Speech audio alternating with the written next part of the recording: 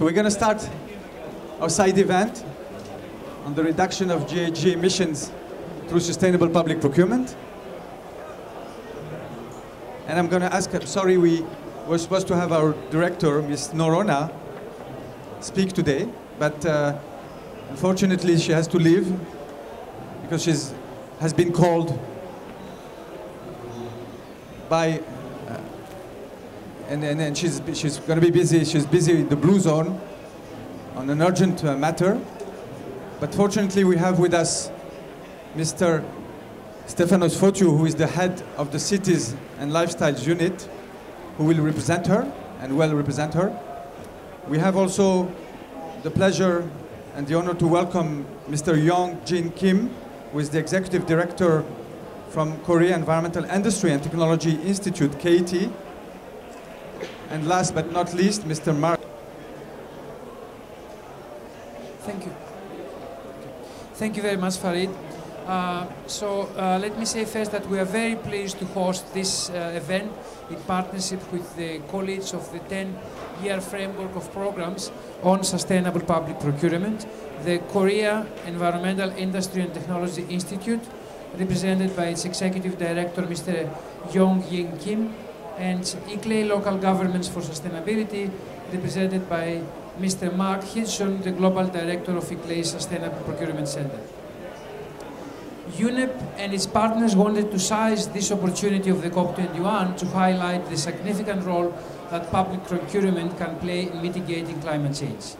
Public procurement represents up to 25% of the global domestic product and could therefore drive the shift to more sustainable products and low-carbon solutions.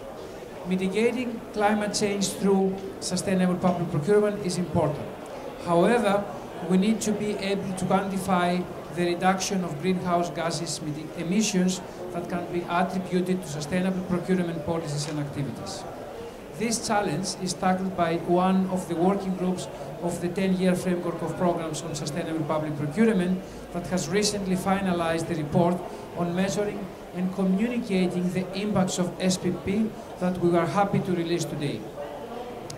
Together with the report, we are pleased to present a declaration drafted during a recent expert meeting organized by KEITI and UNEP in Seoul that calls for the increased use of SPP to mitigate climate change, in particular by factoring in carbon costs in the procurement process.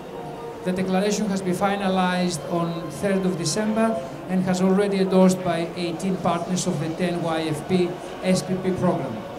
Let me say before I close that I just listened to Monica Zimmerman saying that the title is too complicated, 10-year framework of programs for sustainable public procurement. I would say that what we can have in mind is that it might be complex, but it should not be complicated. So sustainable public procurement and the 10YFP program are complex processes, but we should not make them complicated. And I think one of the objectives of this session is to showcase the real benefits of SPP, so it could remain complex but not complicated. So to finish, I would like to thank you very much for your presence in person here, and also the participants that they are following online via the webinar that it was set by UNEP and ICLEI, and many thanks to KEITI, who is covering the logistic cost and all the support to this event. I wish you all a productive and fruitful side event. Thank you very much.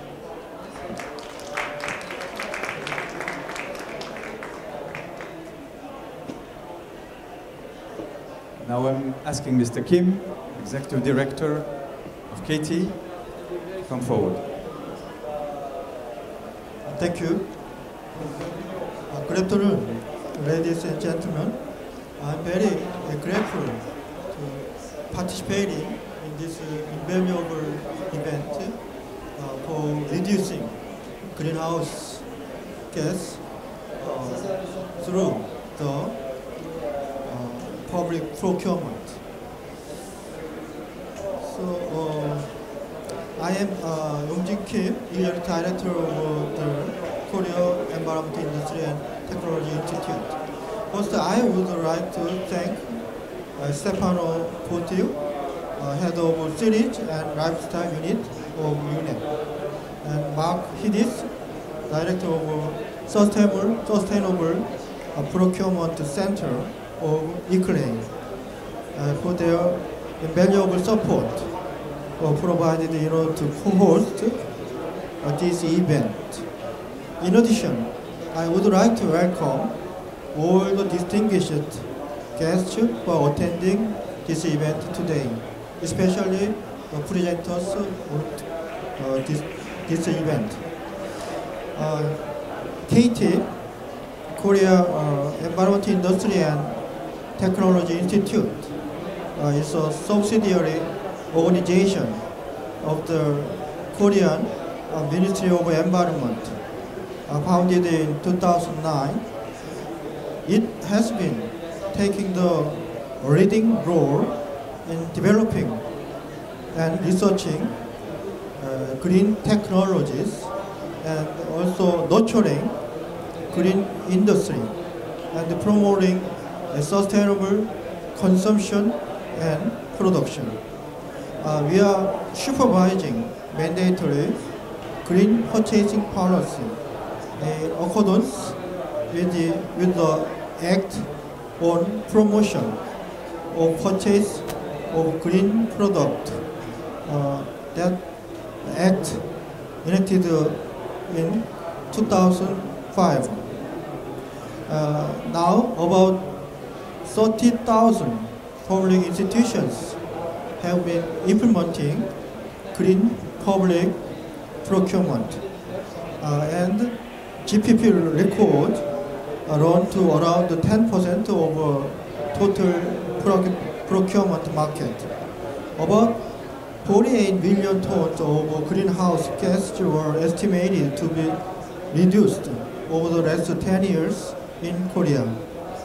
The Korean experience shows that green public procurement has played an important role in reducing negative effect on the environment, such as greenhouse gas emission, as well as activating eco-friendly product and service market. Before the introduction of green public procurement, the number of brand owners and products with the Korea Eco Label only accounted for 300 and 750 respectively. The number of Korean Eco Label holders has increased by 8 times, and the Eco Label product increased by 21 times for the past 10 years. The case of Korea gives us a lesson that we can drive eco-innovation by tapping the purchasing power of public organization. This would not be the only case that applies to Korean market, I believe. The international society needs to provide a consistent signal to market and put effort into creating cases for public procurement in order to contribute to tackling climate change and to induce the transition toward global low carbon market. KEITI will endeavor to contribute to cooperation among the 10 YFP programs partners, including governments, business, and other related organizations. I hope today's event will spark off the spread of sustainable public procurement, and Korea will fully support this initiative and will actively be involved in the process to sharing our experience. Thank you for your attention.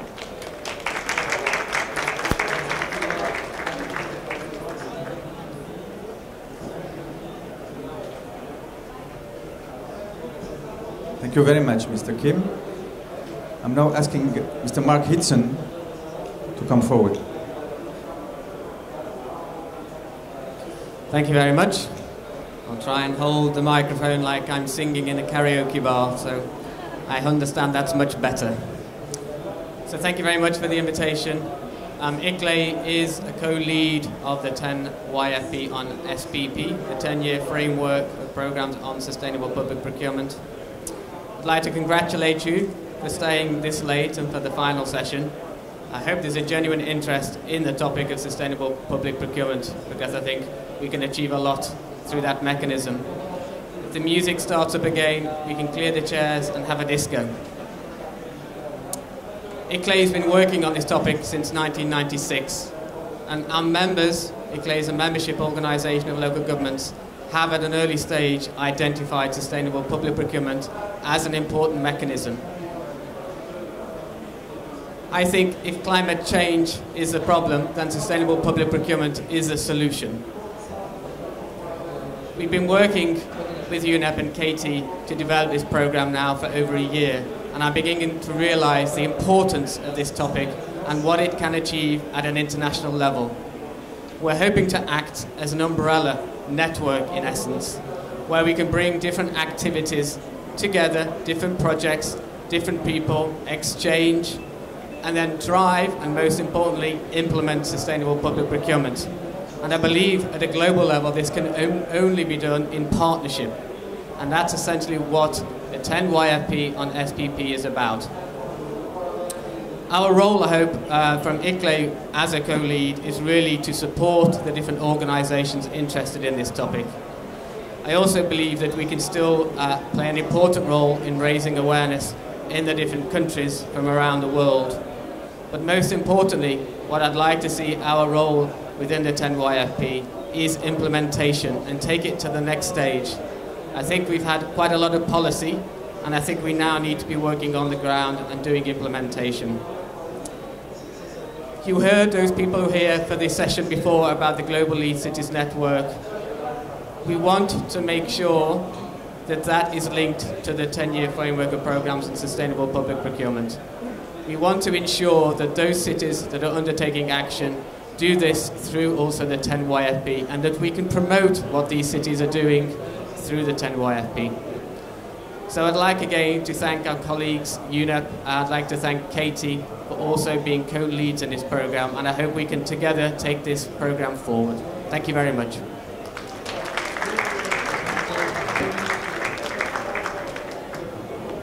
Thank you. I'm going to thank our speakers.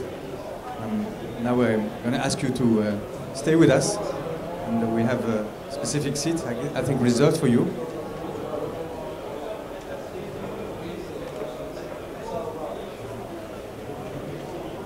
Okay, we're going to move to the second part of the event, and I think we're ready to move to the reading of the Seoul Declaration on the role of sustainable public procurement or sustainable procurement in the fight against climate change. So this declaration has been drafted or initiated at a meeting organized in Seoul on 19-20 November 2015. And it was organized by UNEP, KEITI, and ICLEI. Sorry, not ICLEI, it was SPLC, Sustainable Purchasing Leadership Council, on the topic of the measurement of climate impact of public procurement. It's important to reduce GHG emissions through sustainable procurement, but it's also important to be able to measure those reductions in order to build the case for sustainable public procurement, to provide really a rationale to decision makers for supporting sustainable procurement. So Korea and the other members of the working group of the 10 YFP decided to really investigate this question of the quantification, the measurement of impact. So in Seoul, the declaration was initiated and it was finalized over the last days, and it's being endorsed by a number of partners of the 10 YFP. You can find the list of endorsing organizations online. The declaration reads as follows: whereas Government procurement accounts for 10–15% of GDP for developed countries, and as much as 20% of GDP for developing countries. Procurement by other large private sector actors such as utilities, banks, and retail companies also represent a large share of GDP. Government procurement and institutional private purchasing combined form the largest professionally managed economic demand driving the global economy and its associated greenhouse gas emissions. Through sustainable procurement, governments as well as private purchases can significantly reduce their carbon footprint. They can also use their vast combined economic purchasing power to enlarge the market for climate-friendly products, thereby meaningfully reducing supply chain GHG emissions across the entire economy and stimulating more suppliers to invest in low-carbon goods and services. Many public and private purchasers have already adopted low-carbon procurement practices to achieve their own mitigation goals and to contribute to the worldwide effort to maintain global average temperatures increase within the 2 degrees threshold. However, there is still much untapped potential, in particular in the following sectors: electricity and heat production, which represents 25% of global GHG emissions; vehicles procurement, we discussed this in the previous session, 14% of emissions; infrastructure and construction, 6% of global emissions. Second area is procurement of electronic appliances, including refrigerators, washing machines, copy machines, computers and monitors; procurement of services, procurement of street lighting and other indoor and outdoor lighting. Therefore, procurement offers a strategic opportunity to reduce GHG emissions and fulfill country objectives expressed in INDCs. In order to seize this opportunity, the participants of the Seoul meeting call upon public and private purchasers to make use of the potential of procurement to fully contribute to the climate mitigation objectives agreed upon by the international community. They specifically call for, first of all, consideration of the climate impacts of goods and services in the procurement process, notably through the demand for low-carbon solutions, the estimation and inclusion of carbon costs in the evaluation of tenders, and, whenever possible, through the evaluation of suppliers' carbon footprint in the selection process. In this respect, public and private purchasers should make a more systematic use of life cycle costing, and if not, of total cost of ownership methodologies, in order to capture the broader range of climate impacts in the bid evaluation process. We also call for active engagement of suppliers and other supply chain actors to shift towards carbon-friendly products, solutions, and production processes. The participants call for an increase in collaboration among national, regional, state, and local governments and the private sector to grow and support markets for low-carbon goods and services. And finally, they call for the development by all institutional purchasers of sustainable procurement action plans and monitoring systems, inclusive of GHG reduction objectives. The efforts of developing countries in this regard should receive the support of the donor community. Finally, the participants call for a comprehensive approach to procurement that links climate change with the full range of environmental, social, and economic factors that affect our long-term future, in line with the recently adopted UN Sustainable Development Goals. Thank you very much, and I think they deserve a strong applause. Thank you.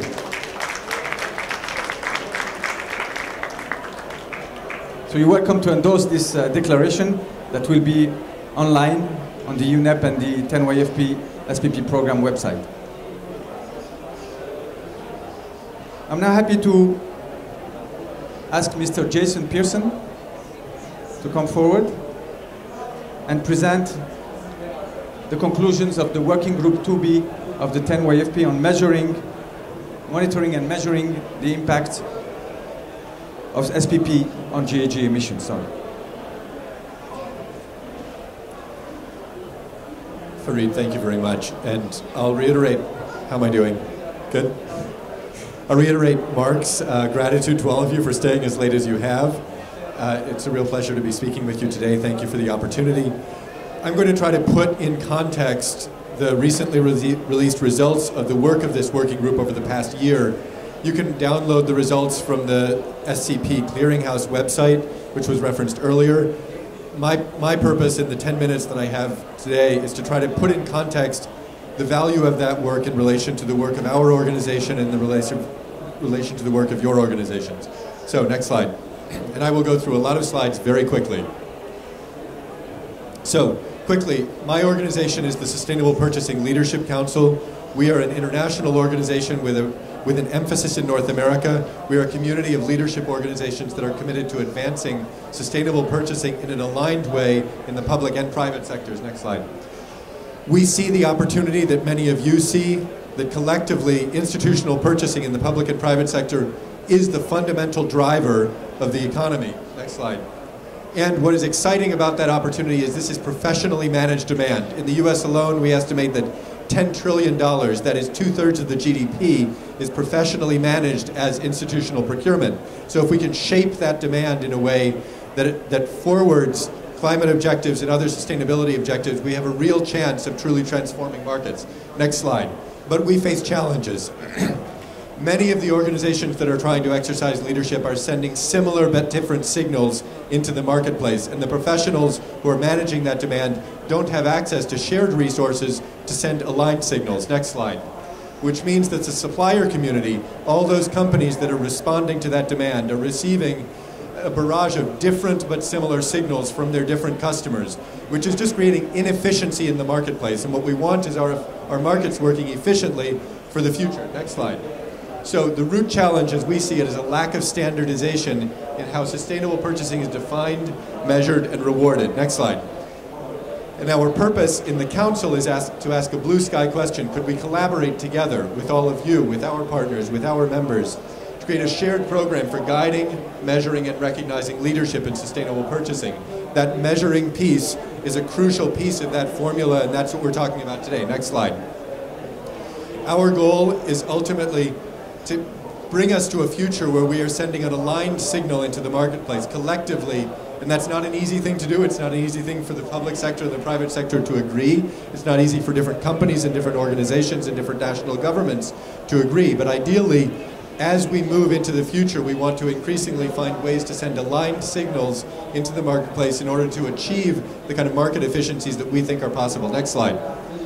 So, our organization, I'm providing you this because it's important for understanding the context of the to-be work for us. Over the last 2 years, we've released Principles for Leadership in Sustainable Purchasing, and earlier this year, a 200-page handbook for leadership in sustainable purchasing called the Guidance for Leadership. Next year, 2016, we'll be developing a market transformation campaign that invites and recognizes large organizations for taking commitments on a limited number of key actions that will advance the positive future that we all want to see. And then in 2017, we hope, if all goes according to plan, we'll release a rating system for leadership in sustainable purchasing that starts to bring us toward that aligned vision for what leadership means in sustainable purchasing. Next slide. So, and next slide again, sorry. So, to talk about the work of Workgroup 2B and how that fits into the context that I've just provided to you for our organization and the future that I've tried to portray. Next slide. The hypothesis behind the 10YFP Workgroup 2B is that sustainable public procurement will increase if there is a reliable way of measuring and communicates the benefits of sustainable public procurement programs. And that is true whether it's sustainable public procurement or sustainable procurement generally. The more we can measure, have a reliable way for measuring and communicating the benefits, the more SPP will increase, the more sustainable purchasing will increase. Next slide.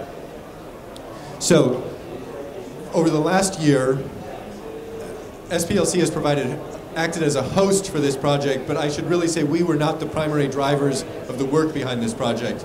IEC, which was on the first slide that I showed for this presentation, Industrial Economics, provided most of the legwork, and particularly Anastasia O'Rourke and Angela Hellman there, who weren't able to be with us today, really did most of the work for this project. Ideally, they would be here on this stage, but they're not, so I'm going to present their work as best I can, with the caveat that this is not my work, but theirs.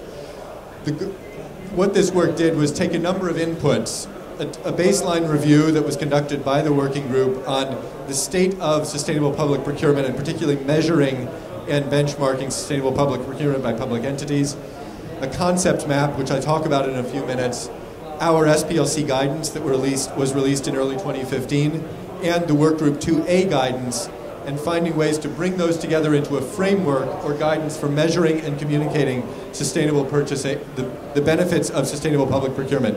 Next slide. Okay, and I have to move faster.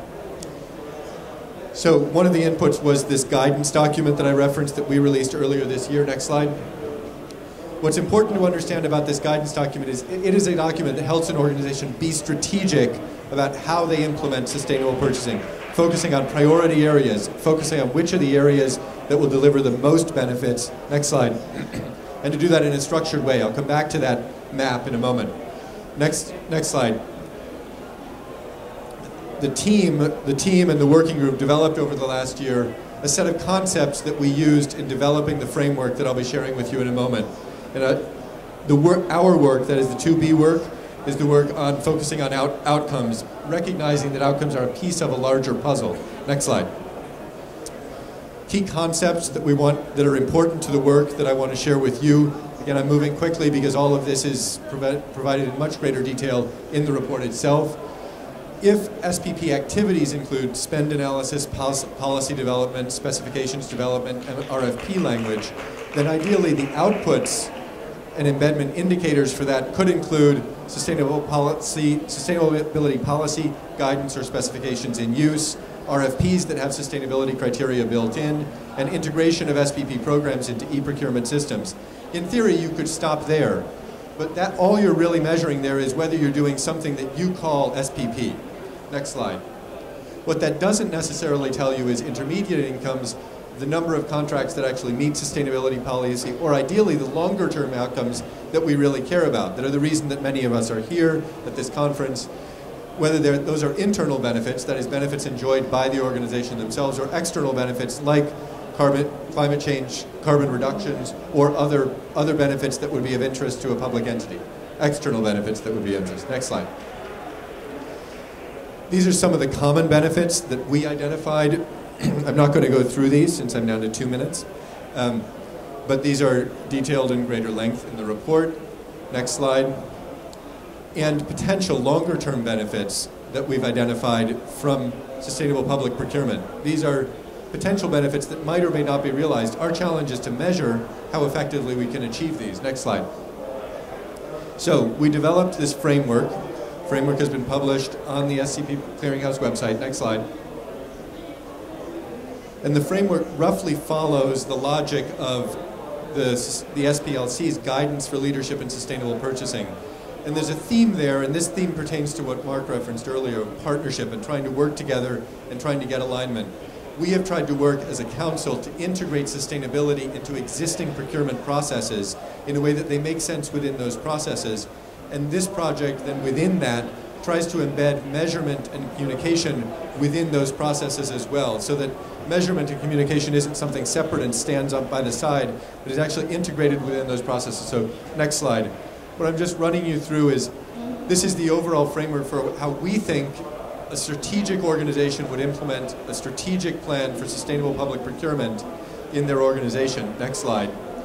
And then the guidance framework lays out how you would integrate measurement and communication within that framework. What we've laid out within our guidance is a step-by-step process for creating a sustainable purchasing program and then running a sustainable purchasing program. What the framework that we've just released for measurement does is identify where within each of those steps you would take additional steps in order to make sure that you're doing an effective job of measuring and setting yourself up to communicate the benefits of sustainable public procurement. Next slide. And I'm just going to run through these now quickly. Next slide. Next slide. Next slide. Next slide with 10 seconds left. Next slide. And next slide. Okay, stop there. Back. Okay, so to bring that home for us here, I want to just highlight within the framework, within the guidance that's just been released, where GHG and climate fits within the document that's just released, which is actually broader than climate. It speaks to a range of sustainability outcomes. Next slide. We identified a number of GHG-related metrics for procurement within the guidance. Next slide. And also identified a a number of general methods for GHG assessment from purchasing. These are methods that are available in the marketplace today for general assessment on GHG, the GHG impacts of procurement. Next slide.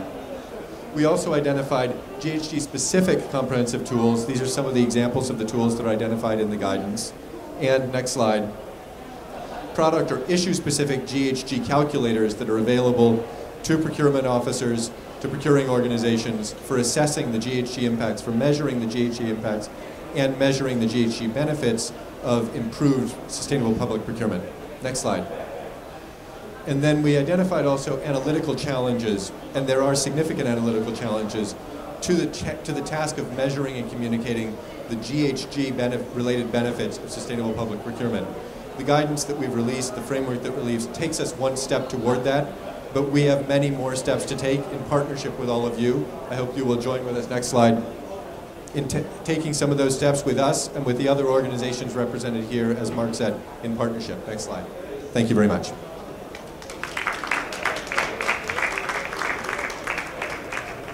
Thanks, Jason. Stay here. Yeah, I just wanted to tell you that yesterday we released the report of the group. So here it is, and it's online. And the lucky first 20 or 30 persons can get a USB stick, inclusive of the reports. It's not sponsored by Starbucks. Sorry, I'm just using the bag, so you have it here. Okay, so I'll wait for you at the end. I think they deserve a very strong applause. Thanks again.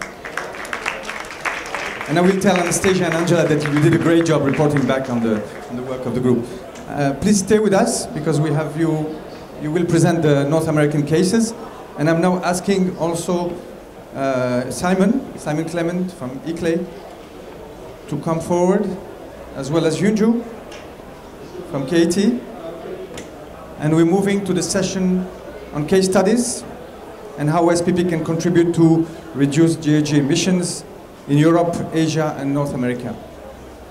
Simon, the floor is yours. No, I think we're starting with you. Simon, please go ahead. Okay, hope everyone can hear me.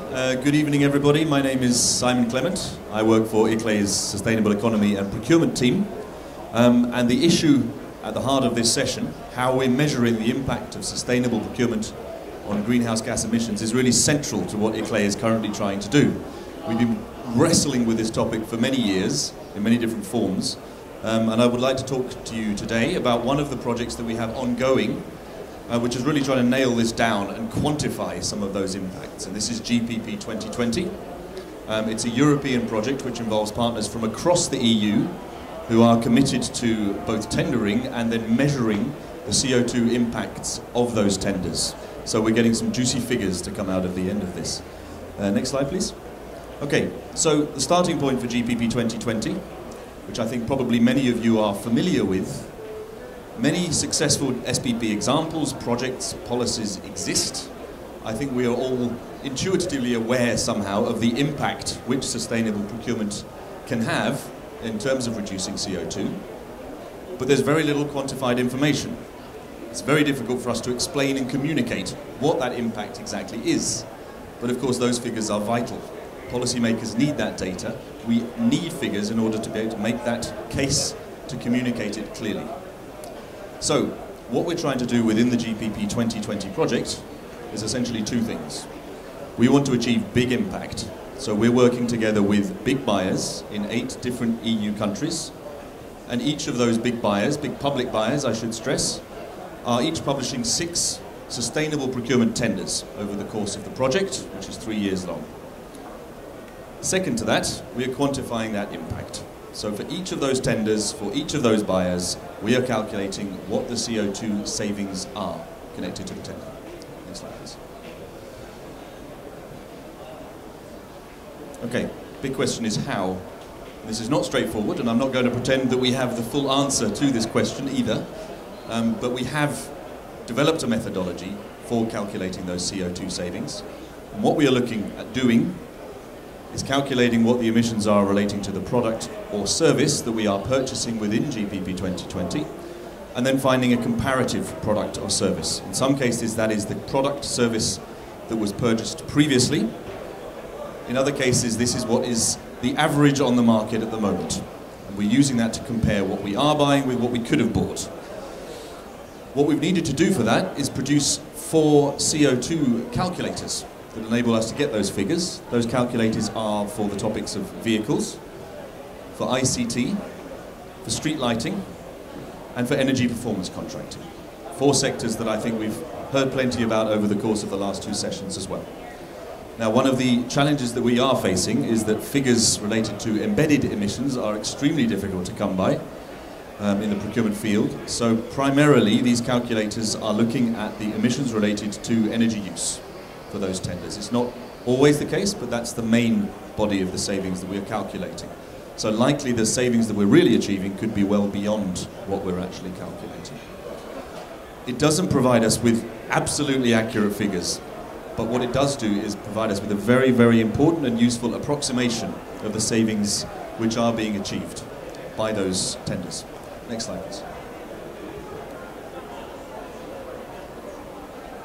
Okay, so what are we expecting to achieve with this project? We will have over 100 tenders, 100 GPP tenders for energy-related products and services carried out, and all of these tenders will be fully documented. Case studies relating to all of them that should allow other public authorities to replicate the approach that's been taken for each of those tenders. The estimated savings that we want to achieve with those 100 tenders are up to 1 million tonnes of CO2 equivalents, a big sum.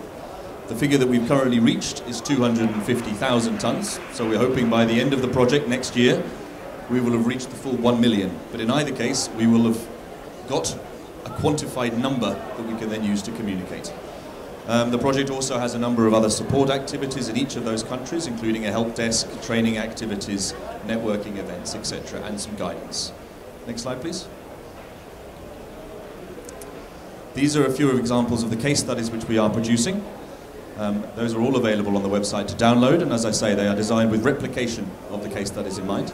Next slide, please. And here are some of the figures. A little snapshot of some of the tenders that we have already published and the CO2 calculations which we have made for these. So, for example, 100% purchase of green electricity in Slovenia, a big contract covering 107 purchasing entities. We have calculated that the savings are 45,000 tonnes of CO2 related to that contract. The second example, a national framework contract in Italy that can be used by many public authorities for energy efficient PCs and monitors, as we've calculated, led to savings of 5,100 tonnes of CO2. I won't go through the full list because we don't have time. Again, all of these figures are available on the website to use as well. Next slide. Okay, these are my contact details. Just very quickly before I leave, I would like to say that I'm also coordinating the Global Lead City Network on sustainable procurement, and precisely this point, measuring what we're achieving and communicating that is also a fundamental aim of that network, so we really have those figures that we can publish and promote sustainable procurement with. Thank you.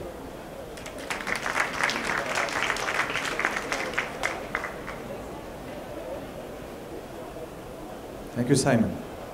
And I think, Hyunju, are you ready to take the floor? Thank you, Farid. Yes, my name is Hyunju Lee from KEITI. And today I'm going to present a Korean case of GHG emission reduction of green public procurement. Next, please.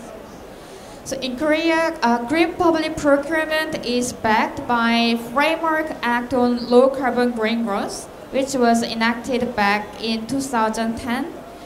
As you can see, the article number 32 stipulates that the government may impose an obligation to purchase on public organizations to facilitate the development of green technologies and industry.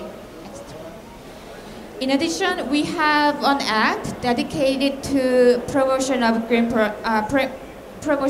product, which was enacted in 2005 by the Ministry of Environment. In accordance with this, central and local government, as well as public organizations, are obliged to submit an implementation plan for GPP, as well as a performance report with the actual amount of green product purchased. Next, please. Green products in Korea are defined as the ones certified or meet the criteria set by the Korea Eco Label, which was introduced in 1992, or the Good Recycled Mark, or the one that meet the other environmental criteria set by the Ministry of Environment. So for the time being, there are more than 15,000 products awarded the Korea Eco Label under the 156 categories produced by more than 2,000 brand owners, while there are more than 200 products awarded the Good Recycled Mark are produced by 195 companies. Given the electronic monitoring system called Green Product Information Platform, the total expenditure in green product can be monitored by organizations as well as by product categories. For the time being, GPP accounts for about 10% of total public procurement, and the largest share comes from the construction materials as well as electronic appliances. Therefore, the GHG emission reduction is calculated based on the actual green product purchase made by its public organizations.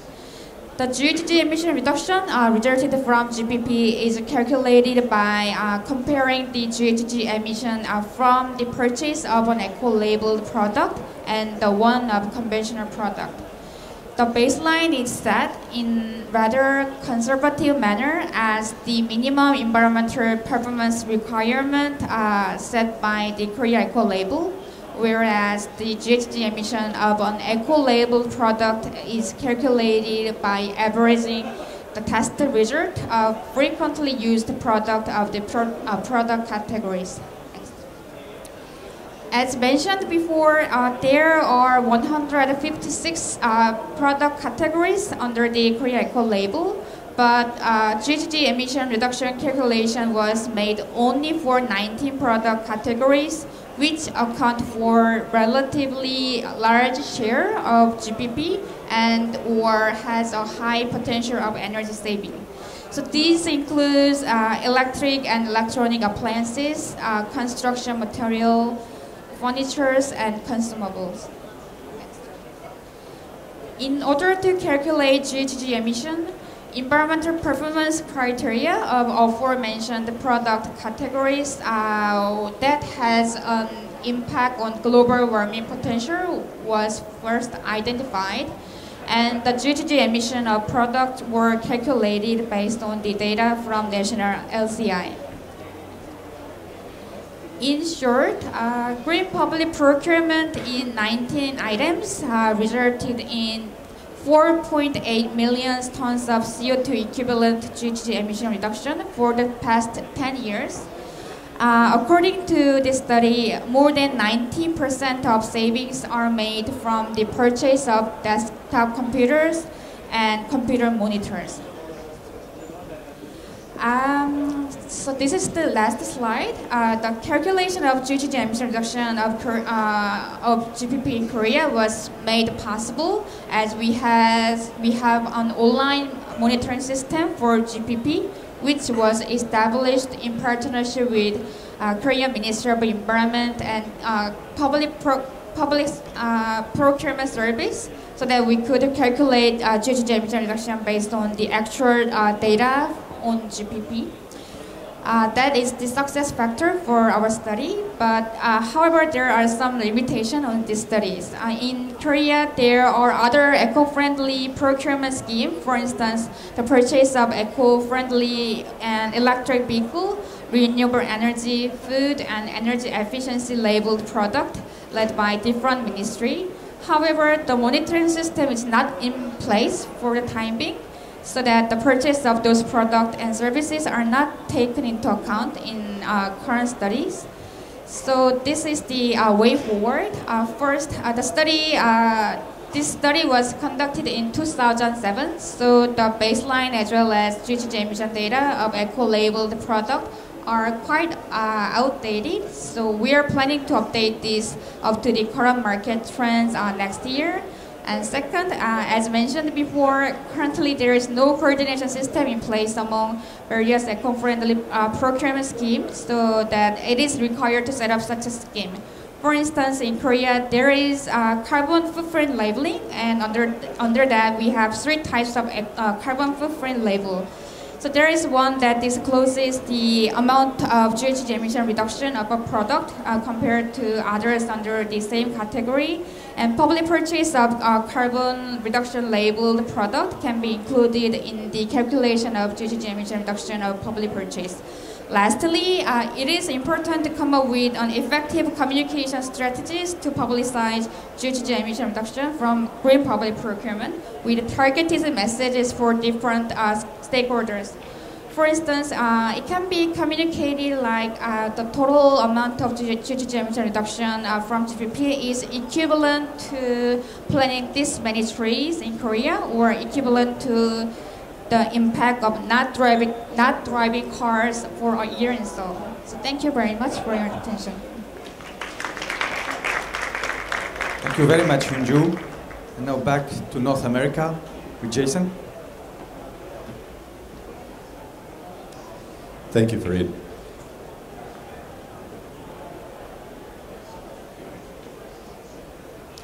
So as the title suggests, I am not going to present one case study. I'm really presenting lessons from what we have learned in putting together a library of case studies and the importance of, in doing that, and I guess I should say, we think of ourselves as a big tent, as a council, as a big tent within which we can bring together a community that can learn from one another and share information with one another.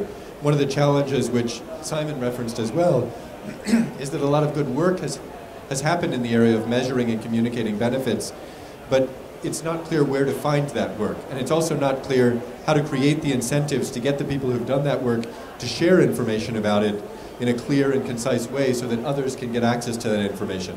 So this was an experiment that we took as a council to see if we could figure out a way to create an incentive for people to share information about their own work. Next. So the way that we did that was to create a set of leadership awards. Whoops, I forgot to turn my timer on. Never a good idea. What am I at? Okay, thank you. So, create a set of leadership awards that would act as a magnet for those case studies. Next slide. And we made a fancy award that we would award to those who won the leadership award. We awarded a number of organizations awards. KEITI was actually a recipient of one of those awards for the leadership that they've exercised and the work that you talked about. Next slide. And we created a website that invited participants to submit case studies. What was important here is that we guaranteed that any organization that submitted a case study that provided enough information for another organization to get meaningful learnings out of it would receive a case study award. And then out of the pool of case study awards, next slide. Next slide. Let's go through that. Next slide. We got 40 submissions. Out of those 40 submissions, 38 qualified for Outstanding Case Study Awards because they actually submitted all the information that another organization would need to learn from that case study. 20 organizations were recognized, and then we awarded 4 leadership awards for exemplary leadership in a number of areas by purchasers, by suppliers alike. Next slide. And those case studies are represented in abstract form on our website. Next slide. I'm going to highlight for you a couple of sample case studies from that on reducing GHG emissions. Next slide. So these are 3 from those 38. Next slide. Sorry. 1 from the U.S. General Services Administration, which conducted a significant spend analysis to understand and analyze the GHG impact associated with the overall federal spend. Next slide. Key lessons from that are that purchasing of electricity and non-residential construction were the highest priority categories, that most supply chain GHG emissions were from the utility sector. So what this is showing on the right side is what the U.S. federal government buys, and on the left side, where the impacts are being generated in the economy. And then the spaghetti in the middle is all the supply chains that connect those. And then finally, the lesson was more complex purchasing categories require detailed supply chain analysis. So electricity purchasing relatively speaking, is relatively simple purchase. Componentized products like electronics that have embedded emissions are much more difficult to analyze. Next slide. King County, Washington. Next slide, I'm just going to go to the key lessons from this. Key lessons from King County were that purchasing of electricity, fuels, and construction, you hear a theme, and this coincides with the theme that Simon referenced as well, are the highest priority categories. The largest reductions are from demand reduction and management. That is, figuring out how to buy less of the commodity in question, in this case electricity. Demand reduction management provides an immediate financial payback, so it helps to communicate the internal financial benefits. And procurement is, in this case, procurement is a subcomponent of a broader strategic climate action plan, and that proved very successful for the organization to integrate procurement within the climate action plan. Next slide. And then City of Portland, Oregon. Next slide. The lessons, I'm going through these because you can download them from the website, the abstracts. Back one, sorry. Key lessons were product standards were effective, and you just spoke to this for KEITI as well, are effective for achieving and quantifying GHG reductions in those categories where that's possible. That engagement of multiple departments within the organization was critical to identifying aligned incentives, building consensus, and ensuring effective implementation. And finally, that ongoing product review of certified product availability was required, because in some cases, this purchaser was committing to a label and then having trouble finding products that met that label within the market. So they found that they really had to have a program for monitoring on an ongoing basis, or only committing to labels that themselves had a program for monitoring product availability within the marketplace. And then finally, applying those lessons at the global scale. Next slide. What we are trying to do is to take those lessons and build them into the commitment campaign that we're developing, that we hope will reinforce the efforts of organizations like KEITI and ICLEI through the GPP 2020 program by identifying key action areas where we think any large purchaser could take action, and if a significant number of large purchasers took action collectively, we could see significant market transformation. Next slide. I think that's it. You can go to the next slide. Thank you. More information on our website.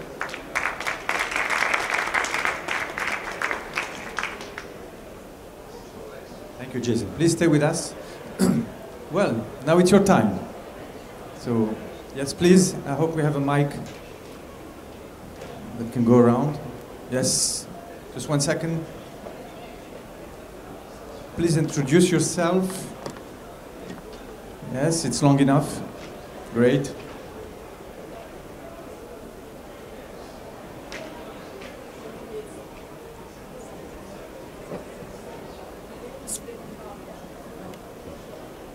Oh, good. Yes, please. It's fine. You can go ahead. Good. My name is Please speak loud enough. Okay. My name is Vin. I'm from Greenwich, Connecticut, in the United States. I used to work for the U.S. EPA, and we had a hard time figure out all these. You got a wonderful model. Is that being applied at the Defense Department and some other big agencies? Thank you for that question. So we do have some U.S. federal agencies involved, including some Defense Department agencies. The most active federal participant on the purchasing side has been the U.S. General Services Administration, which I referenced. Generally speaking, I would say in the U.S., the military agencies have been leaders in this area, and primarily from a risk reduction perspective, and they've been acting independently of our work and exercising leadership, and we are in the process of trying to bring them into the work that we've been doing. GSA has been a very active participant. DoD has been intermittently participating on an agency-by-agency level, but we're working to try to bring them more significantly into the work of the Council.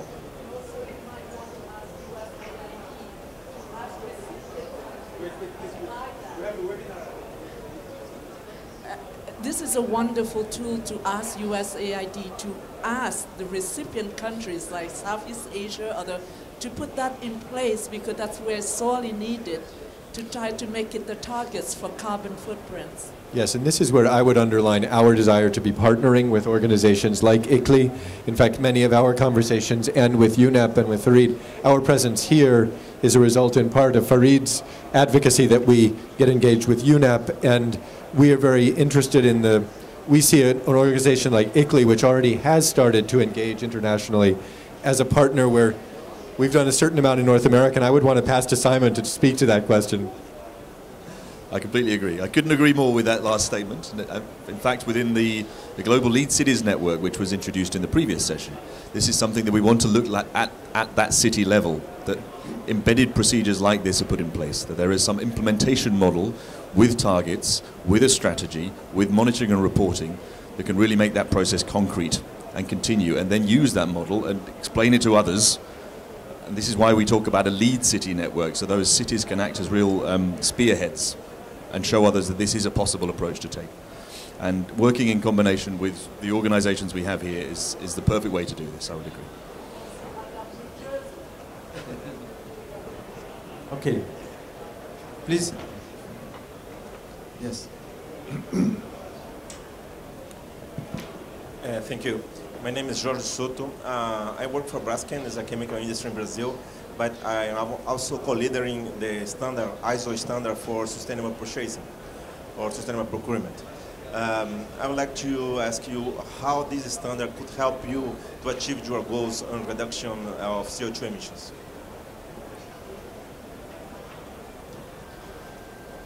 Interesting question. So SPLC is also a participant in the ISO standard development process. We're very supportive of that process and seeking to find alignment between the work that the ISO standard committee is doing and the work that SPLC is doing. I think that it is certainly our hope that a standard like the ISO standard could lay the foundation for delivering on GHG reductions from sustainable purchasing or sustainable procurement. It's not clear to me necessarily that that standard will operate at a level that is detailed enough that we can quantify the GHG benefits of implementing that standard, because that standard is a little bit more of a procedural standard on how do you implement sustainable purchasing. But I think that the tools that our organizations have been trying to develop can build upon that foundation of a procedural standard that really lays the baseline for how to think about sustainable purchasing, and that on that foundation, many of the tools that ICLEI, SPLC, and others are developing, and that are available through the network that the 10YFP is providing, I think could allow for that kind of an integration. And I would want Simon to respond, and Kyunju. Okay. Again, to echo that statement, I think that this standard can act as a starting point for many organizations. It's another way to begin the implementation process on sustainable procurement, but it is a starting point, and I'm also familiar with the process of development there, and I think there is a much more detailed framework that's needed, for example, the one that was presented by Jason, that leads to the required level of reporting and calculation of the impacts, but it's certainly a supportive tool, I would agree. One more thing, which is, generally speaking, I think that standards can be a mechanism that can help to quantify, so that I'm not sure that the ISO standard necessarily, but we do see standards developing in the marketplace globally and certainly in North America that are seeking to quantify what the GHG benefits are associated with standard adoption for the product category for which they're developed, whether it's an obvious category like electricity sourcing or IT hardware, or in the food service area, food procurement and the GHG impact associated with agricultural supply chain. So I do think that standards in general have an important role to play, and the Portland example that I gave was an example of a city trying to think through what role can standards play in helping them to think about quantifying, managing, and communicating the GHG benefits of the sustainable public procurement.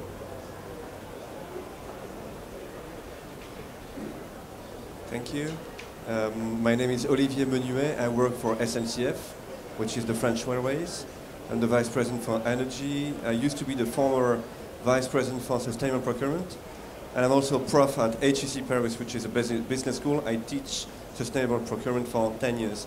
I would like to congratulate you all on stage, and specifically Farid and Jason for the terrific job you're doing on sustainable purchasing. You know, it's a long journey. And I would like to share with you in this journey 2 of the blocking points that I found, and ask you the question, how do you think this could be of the past? The 2 blocking points are actually the same one as the individual objectives, the appraisals. How do you give, I mean, the bonus of an employee in a company, how can it, if it's not linked to SPP, to sustainable public procurement or to sustainable procurement, it's blocking point. It's for the single employee, but also for the management. How do you see the day there will be objectives on sustainable procurement? This day there will be a tremendous change. And how do you see that we could overcome the individual objectives and the management objectives towards more sustainability in the supply chain? That's an open question. Thank you. Yeah, I may briefly answer your question.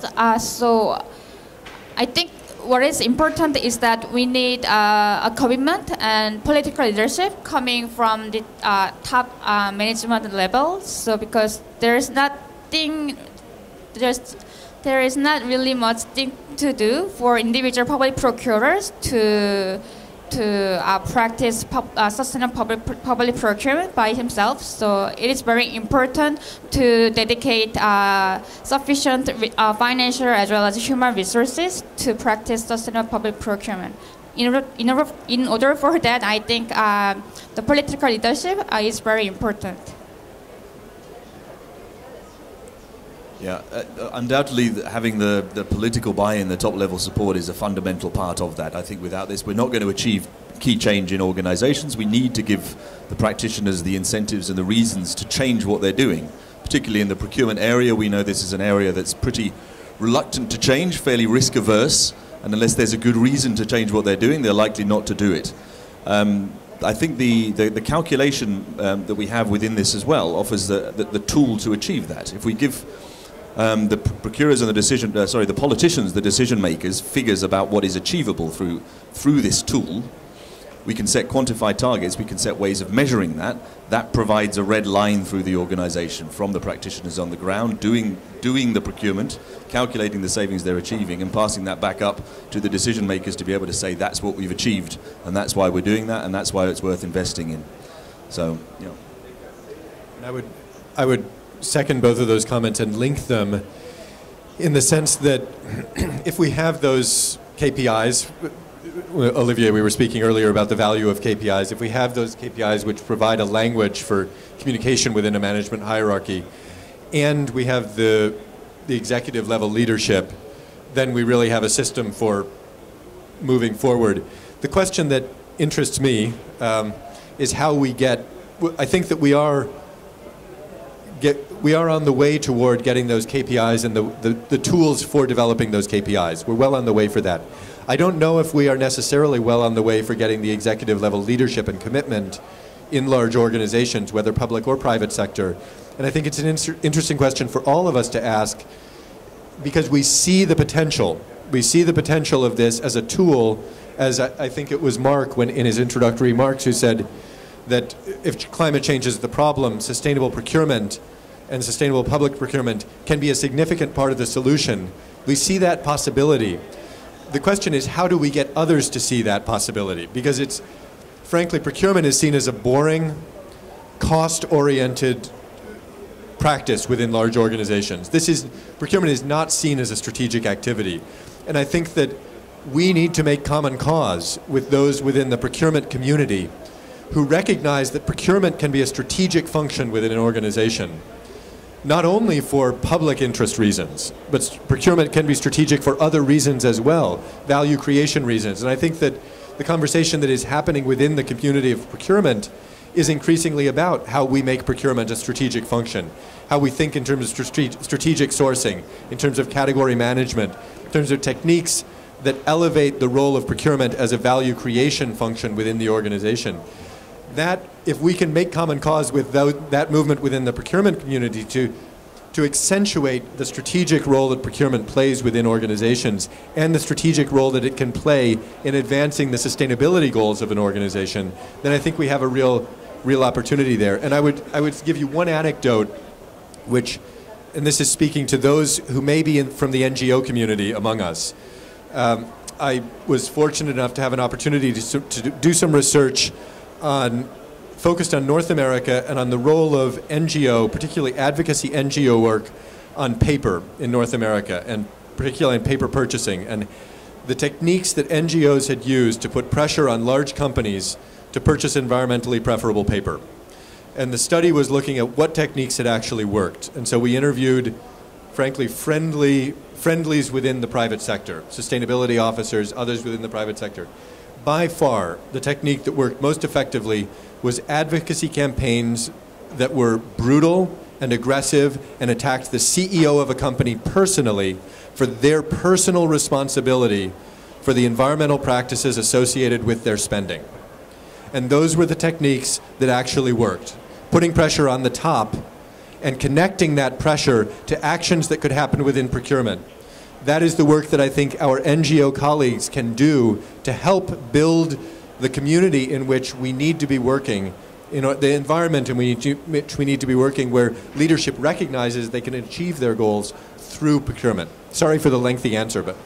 Yes, thanks a lot. And we can, I think this is well deserved. And we can draw a parallel with the current negotiations here at COP21, where we need some pressure from NGOs also to make sure we achieve some results. And also I wanted to say that we have to make SPP more appealing.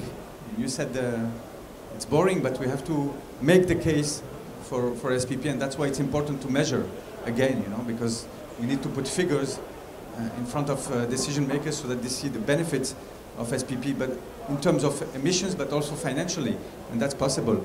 And so the more we have compelling objectives, like on climate, on biodiversity, on resource efficiency, the more pressure there will be on governments, on purchasers, really to move forward on this. So I think SPP also depends on their environment, the ecosystem that is around.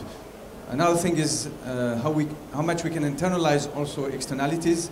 It's important to have an economic case also made, because decision makers, executives will only follow if they have the backing of the figures behind them, and if we can prove that it's really profitable also to go for SPP. And again, not only in terms of acquisition cost or really financial cost, but we have to internalize externalities. And this is really the next challenge, is how we prove, how we monetize climate. We give a price to carbon, we give a price to health impact, and this will be the next challenge. And this will make the difference between a green product and non-green product.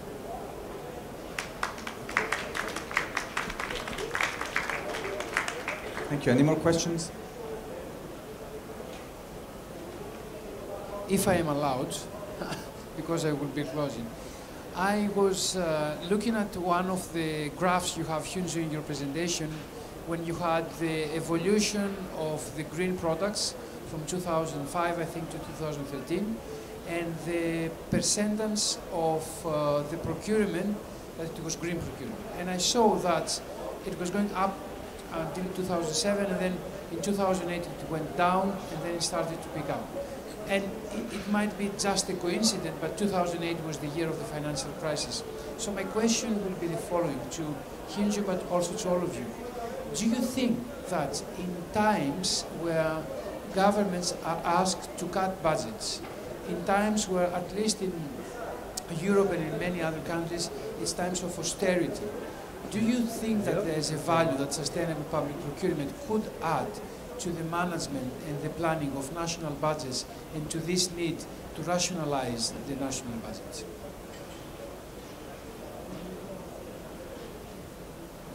So I'm not so sure whether I understand you correctly. So your question is basically whether SPP can be a supporting tool to cut back the national budget. Well, I think it really depends. It really depends, and I get your point behind that. Basically, it is better that we publicize buying less than buying green. So in that sense, it makes sense that we really encourage public organizations not only purchase buying green product, but buying less. So yeah, but the thing is, I think for the time being, in case of Korea, there is no clear mandate to purchase less. So I think we need to come up with some kind of systematic approach to apply those kind of ideas in everyday practice of public procurement. Because for the time being, public procurers are incentivized to purchase green, not buy less. Yeah, just to add on that at the local level, of course, the global financial crisis has in many ways given us a very challenging environment to work in, of course. Cities are much less likely to be engaged at the European level, at the international level, outside their own administration. There's, of course, still the perception that sustainable products and services are more expensive. And so in this environment, we have a very difficult situation to work with. However, there are two trends there that I think are positive. The first of those is it has encouraged governments to a certain extent to look at the professionalization and the rationalization of their procurement processes. So still in many different countries, procurement is a rather back office ad hoc administrative function. And trying to centralize that to a certain extent, or at least trying to rationalize it, allows not only there to be potential economic savings to be made, but it does also allow a route in for the sustainability objective as well. And this we're seeing in several different cities in Europe. The second point I would make there, of course, is relating to life cycle costs or total cost of ownership. And crazy as it may seem, the majority still of local governments in Europe, and I'm sure in other parts of the world, still consider the purchase price and the purchase price only when they are doing their procurement activities. Even though the potential payback time of more efficient products and services can be a matter of a few years. The political realities of many local governments mean that they are not able to take those savings into account in some way. However, I see that picture also changing because of the strict pressure on budgets. If you're able to communicate the savings that you can achieve through sustainable procurement, and again, this is about quantifying, collecting and reporting on those savings, that's a very powerful tool to convince local governments and governments at all different levels that this is actually part of the solution and not a problem in this area. I completely agree, ditto that comment, and also reinforce the point, the first point that Simon made, in that what we see, one of the most popular trends in procurement generally is a trend toward category management as a way to rationalize procurement. And what category management means, for those of you who aren't familiar with it, is putting together a team within an organization to manage the procurement by category of spend across multiple entities and understand how that category of spending adds value for the organization and what steps the organization can take to maximize the value that that organization gets out of the procurement of goods within that category. This is a trend that's entirely independent of sustainable public procurement. It's simply a trend in private sector procurement that more aggressive and more leadership-oriented public entities are also adopting from the private sector. But there's a beautiful alignment between category management and the approach that simply makes sense from a sustainability perspective, because the sustainability impacts associated with purchasing are typically category-specific impacts. So we're exploring with the US federal government how to align their piloting of category management with sustainability-based category management, because there is that elegant alignment. The other point I would make about a linkage to the private sector is that in the private sector, you don't even have the advantage of making the case to senior decision makers that part of the mission of the organization is to provide public benefit. In a government organization, at least you can do that. What's therefore useful and instructive about the private sector is a place where sustainable procurement is happening even in the absence of that argument. And so you can look at an organization like Walmart, which has publicly stated that the only sustainable procurement actions that they will take are actions that will save them money. So in cases where it is advantageous for a public entity to be making the argument based on cost or in the context of budgeting, what the private sector is doing can be incredibly instructive in thinking about how to make those arguments internally within government where that is the language that is necessary. And that's one of the reasons that we try to build those bridges between public and private sector. Thank you. We can take one last question, but really quick. If not, I think we're ready to hand over to Stefanos Fotiou, who will deliver the closing remarks. And I would like to thank all the presenters for excellent presentations. Thank you.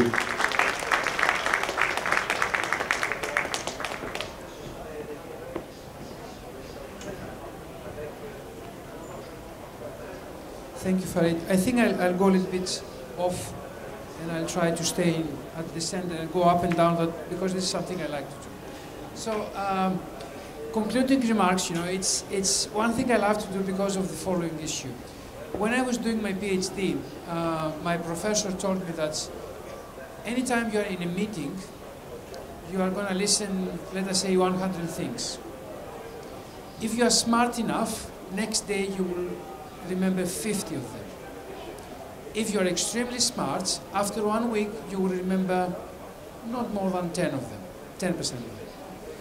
And if you're super smart, after 1 year, you might remember a couple of things, 1 or 2 or 1 or 2%. So I always try to make 7 points when I close some meetings. So I'm saying that these are the 7 points that I could remember by the end of the week, and hopefully one of them after 1 year. I would like first to thank very much Hyunju, Jason and Simon, because your presentations were extremely fact-oriented. They had facts, they were talking about the benefits of procurement, and I think this is what we need to see.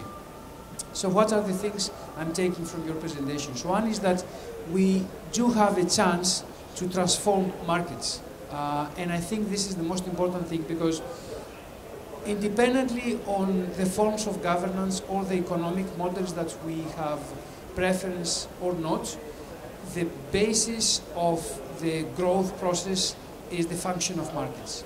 So if we can change the way markets are working, we can change the entire development process and the output of this development process. And the output of the development process is of course a very good one when it comes to jobs and when it comes to eradication of poverty, but the outcome of the development process is also greenhouse gases emissions and environmental impact. So hopefully sustainable public procurement could transform markets that they could make the entire development process more sustainable. The second thing I'm taking is that there's a lack of standardization, and we are very pleased to see so many initiatives and approaches that they are trying to fill this gap and to fill the lack of standardization. The third is that measuring and communicating the benefits of SPP is probably the most important thing that we need to have in mind, especially when we are talking to policymakers. I'm coming from a country that is called Greece, I hope you know it, and they used to say that Greece invented democracy. So I was talking to a policy maker, actually, a politician, in my recent vacations in Greece last September, and I asked him, what is your main objective? What would you like from a consultant? What would you like from an organization to help you to achieve? It happens that he's a friend of mine, and he is extremely bluntly sincere. And he told me, my objective is to be re-elected after 4 years. So, and this is human nature sometimes. And so we need to give politicians the facts that they will make them successful. So if we can talk to them with figures, if we can talk to them with facts that they can prove how they have helped their communities, I think then they could have good chances for re-electing, and we could have good chances of having them convinced that doing sustainable public procurement is a thing that gets them re-elected. Another is that we need to develop the standards and expand the dissemination of standards. And I think here we will also need at one point to see the issue of mutual recognition between standards in different countries, regions, sub-regions. The fifth point I'm taking is that there are many lessons to be learned. So the challenge now is how to take these lessons in a massive scale, or in a massive communication, and make the other knows. And I will also say that there's another challenge. Many times what the experts of sustainable public procurement know is what we call a tacit knowledge. It's knowledge they have because they are doing sustainable public procurement. We need to codify all this tacit knowledge and make it available to anyone that would like to practice sustainable public procurement. So it needs a great open mind of the experts and the practitioners of sustainable public procurement. My point number 6 And actually this is my favorite point, and always my point number 6 is my favorite because my birthday is on 6 of 6 of 66. My 6th point then is that sustainable public procurement is not only about buying green, but it is also, and I would say it should be mostly, about buying less. Because in many cases we need to buy less. And it's not only about the public procurement, it's also about individual purchasing and individual consumption.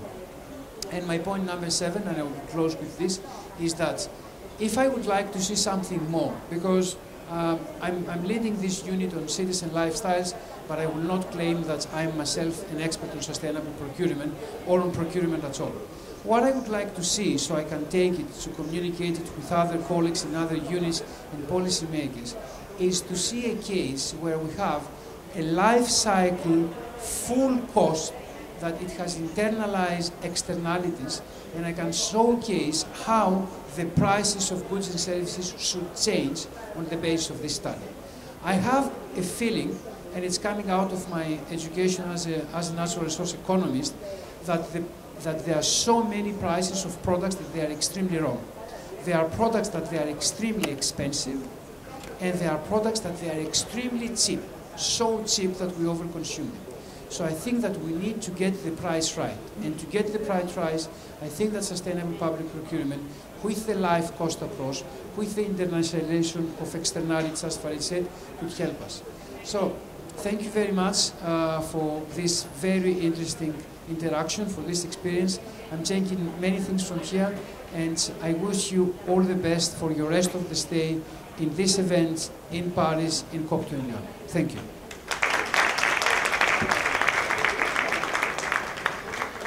Thank you, Stefanos. So I hope that you're even more convinced now that SPP can play a critical role in mitigating climate change, and that we need to measure the benefits of SPP, especially in terms of GHG emissions. For that purpose, I encourage you to really read this report that we talked about, that was presented by Jason. So if you're interested, please come forward and get the stick where you will have the report and other publications from the 10YFP program. So it's really a very interesting USB stick. I would like to thank Irina, who is over there, and she has been monitoring and arranging the webinar, because this session has been broadcast, and so everyone in our program and around the world had the possibility to be connected and to follow the discussion, so that's great. I'd like to thank also Laura, our intern over there, who did a great job preparing this event. I'd like to and the colleagues from ICLEI, Eilish, Jiwon, Joseph, who really provided super help and did a great job of assisting. Thank you. And of course, I'd like to thank KEITI, who provided the financial means to make this happen. Thank you very much.